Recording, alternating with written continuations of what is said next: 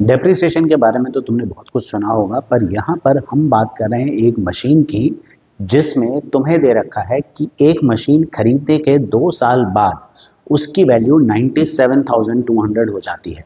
तो तुम्हें बताना है कि ओरिजिनली वो मशीन कितने की थी और उसी मशीन की वैल्यू अगले 2 साल के बाद कितनी होगी अगर रेट ऑफ डेप्रिसिएशन हमारा कितना है, रेट ऑफ डेप्रिसिएशन है 10%।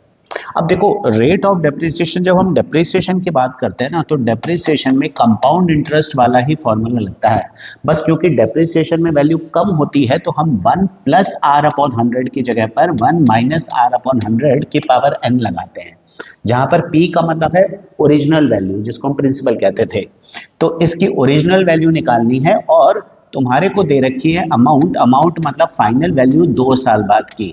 तो P हो जाएगा 1 minus 10 upon 100 raise to power 2, यानी कि ये आ गया 97,200 is equals to P 0.9। Solve करेंगे तो ये आ जाएगा और उसको लाके डिवाइड करते हैं तो प्रिंसिपल मेरा निकल के आता है 97,200 अपॉन 0.9 इंटू 0.9, जो कि सॉल्व करने पर देता है ₹1,20,000।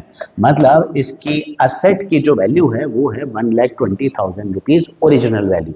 अब तुमसे पूछा इसके 2 साल बाद की वैल्यू भी निकालो, तो मैं फिर से वही फॉर्मूला यूज करूंगा, पर अब 2 साल बाद की वैल्यू निकालनी है तो मैं प्रिंसिपल की जगह पर 97,200 रखूंगा और रेट ऑफ डेप्रिसिएशन वही 10% रखेंगे।